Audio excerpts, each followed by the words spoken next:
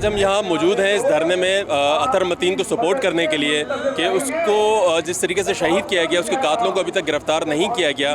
3 दिन का टाइम दिया गया था कि इसके कातलों को गिरफ्तार करना चाहिए। 3 दिन गुजर गए, आज चौथा रोज़ है और उसके कातलों की गिरफ्तारी अभी तक नहीं हुई है, इसलिए यहाँ पर धरना दिया गया है और आगे भी धरना चलता रहेगा अगर उसके कातलों को गिरफ्तार नहीं किया जाता। या जो इन्होंने 3 पॉइंट तय किए गए हैं कि भाई हुकूमत इन पॉइंट्स को माने, अगर वो पॉइंट नहीं मानेंगे तो ये धरना इसी तरीके से चलता रहेगा। इनफ इनफ बहुत हो गई।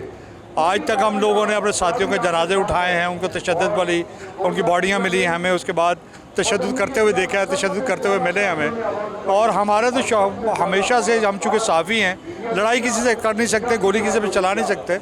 हमेशा हमने इंतज़ामिया से भी, पुलिस से भी ये कहा है कि आप कम अज़ कम इसके प्रॉपर जो मुलजमान हैं उनको पकड़ लें और उनको करार वाक़ई सज़ा दे दें।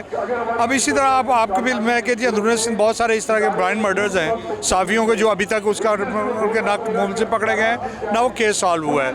इस मामले में अतर मतीन वाले मामले में अब जो है वो पूरी साफ़ी बादरी वो एक पेज पे उन्होंने कहा जी कि अब बहुत हो गई और इसका कम अज़ कम इसके मुलज़िम पकड़े जाएँ। रीज़न सिर्फ ये है कि कराची जो शहर है वो लावारिस है, बदअमनी अपने उरूज पर है। शीना जप्टी की वारदातें आप ले लें, स्ट्रीट क्राइम की वारदातें ले लें, चोरी डकैती की वारदातें ले लें, ये अपने उरूज पर है। सिंध हुकूमत आती है, बयानबाजी करती है, चली जाती है। सिंध पुलिस आती है, बयानबाजी करती है, चली जाती है। बयानबाजियों से तो हम आ गए तंग। हमारा अपना जो साथी था अतर मतीन, उसको शहीद किया गया सेंट्रल के इलाके में और पुलिस ही हमसे ही बोलती रही कि 24 घंटे में गिरफ्तार कर लेंगे, 48 घंटे में गिरफ्तार कर लेंगे।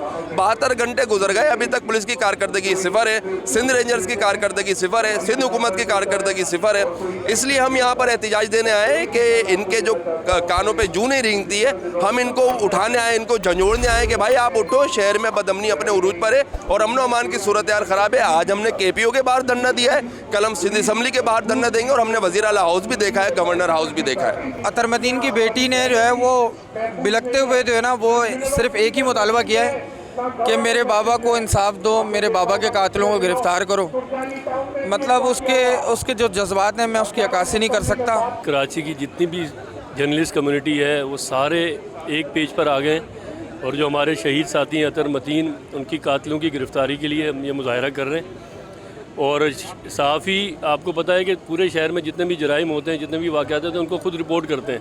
लेकिन अब ये हालात ऐसे हो गए कि सहाफ़ी खुद उन वाक़यात का सामना कर रहे हैं, उन जराइम का सामना कर रहे हैं और अब अपनी जानें भी दे रहे हैं। टाइम्स ऑफ कराची से जुड़े रहने के लिए हमारा चैनल सब्सक्राइब करें।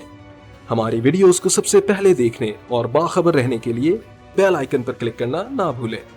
ये जो अतर मतीन का जो कत्ल है, ये उस कत्लो गारत के उस तसलसल की वजह से हुआ है जो शहर में एक अरसे से अतर को सहाफ़ी समझ के कत्ल नहीं किया गया है। ये बात समझ में आने की।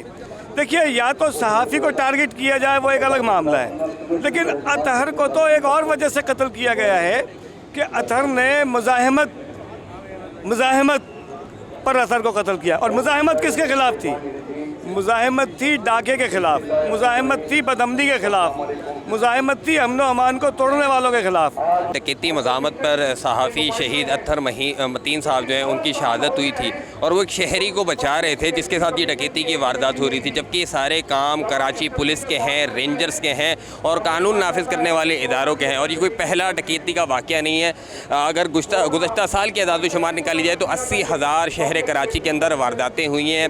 पुलिस की भारी नफरी तैनात है, रेंजर्स कराची के अंदर तैनात है। माजी में कई ऑपरेशन हो चुके हैं लेकिन कराची में अमन व अमान जो है वो मुकम्मल तौर पर नहीं हो सका। जराइम की वारदातें भी हो रही हैं, कत्ल व गारत भी होती रही है, टारगेट किलिंग होती रही है, लेकिन कराची का कोई भी शहरी महफूज नहीं है।